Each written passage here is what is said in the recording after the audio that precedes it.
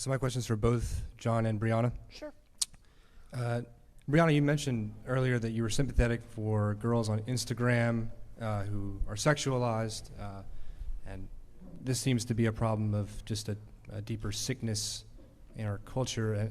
And John, of course, you'd be sympathetic to girls online dressing immodestly, and this goes not just for online, but for anywhere. So what would be a solution to this? It's not necessarily pornography, but it might be pornographic in nature, borderline.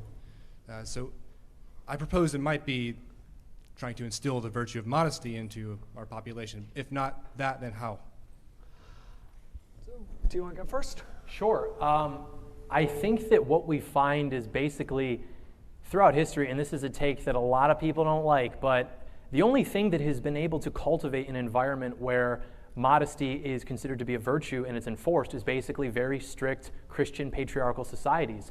And I think nowadays a lot of the more traditional guys get it wrong because they think that the way that we can get more women to behave modestly is by basically saying like, can you please do it? You'll be like so much more trad if you don't. It's like the reason women dress that way is because a woman's only agency is more or less her sexuality. If I'm a guy and I need something done, I can get it done by pretty much anybody, but only a woman can offer me, unless I've watched too much porn, and then I become a little different. But typically what happens is a woman's only thing that she can really, and so that's why it's the way they dress, the makeup they use. Women are very, they like to go around in public and maybe they'll just be wearing makeup or high heels, and that's still sexual, even if less sexual than a woman who's dressed more provocatively. And so the actual answer to this, if you want women to dress more modestly, you have to start acknowledging the way they're dressed, we'll say. Because what women are doing, 50, 60, 70 years ago is they're saying, well, I'm going to dress modestly, and if you want to see me dressed immodestly, then you're going to have to marry me because that's what they want.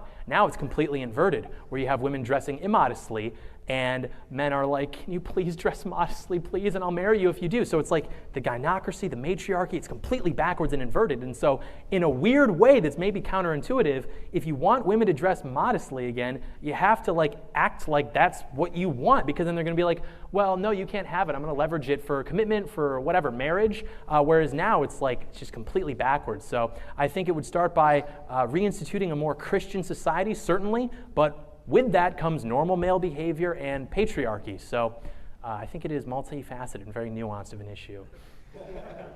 So you just said something, and I want to address it respectfully, talking about how you feel like for a lot of these young women, their attractiveness is the main thing. Do you remember when you went on the Whatever podcast and my friend Pixie was there? Do you remember her? Was Pixie the young lady who left? No, that was her good friend, Straighterade. Is Pixie blonde, really friendly, all that kind of stuff? I don't. Sure, no worries. So my friend Pixie, she's gorgeous, she's amazing, but I work with her on a team with Progressive Victory. I actually just hired her. And this is something so many young women are dealing with, and I say this as someone that hires people right and left all the time. I do think a lot of men in society look at someone like Pixie or other attractive young women and only see them for their looks.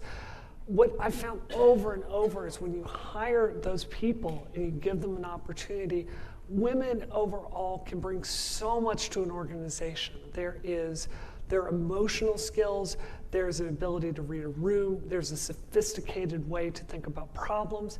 The women I know in computer science approach things generally very differently than the men that work in computer science do. And they're some of the strongest team leaders and project managers you're going to find. So I think that's fundamentally a wrong read.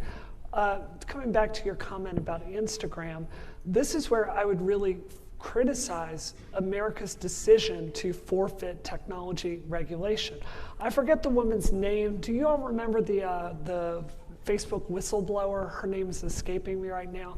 She unleashed all this data showing all the studies that Facebook has done behind the scenes about what their product is doing to young girls. It's terrible. It's giving them body dysmorphia, terrible anxiety. It's making them only value themselves for their looks.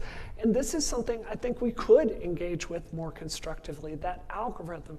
We need to be a partner with big tech because this is our information space as a country. And I think it makes sense to work with them as a partner within the limit of free speech.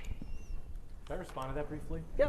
I would say that on the question of modesty, I mean, even in the workplace, like you mentioned, I don't think it's so much that men are only viewing women as, things to look at, things that are attractive, but I think that women even acknowledge this themselves, perhaps implicitly in their behavior, the way that they dress at the workplace, the use of makeup, simulating the appearance of sexual arousal, and also look at what they post on social media. I mean, I do extend enough agency and belief in women to they can regulate their own content on social media, or even the working women like you're mentioning. You've probably seen this trend, day at the life at the office, and they're walking around, and it's all like a vlog. It's all like, look at me, me, me. So even the content they post when they are working at these tech companies or wherever is very centered upon their appearance themselves, as opposed to a man who would just be like, just did work or something like that. So I think that, and that goes, I mean, guys, when it's like, I caught a fish, but it's never just like a selfie, right? Women tend to, if you go through their camera rolls, just thousands and thousands of pictures of themselves. So I think that they seem to acknowledge this even implicitly, that while they are very capable in some circumstances, they also still, I think, leverage their beauty and attractiveness to sort of gain leverage over their male counterparts in the workplace and all throughout the world. I tell you, you can come into some of the women in tech groups I'm in, you can see we're not talking about vlogging our day. So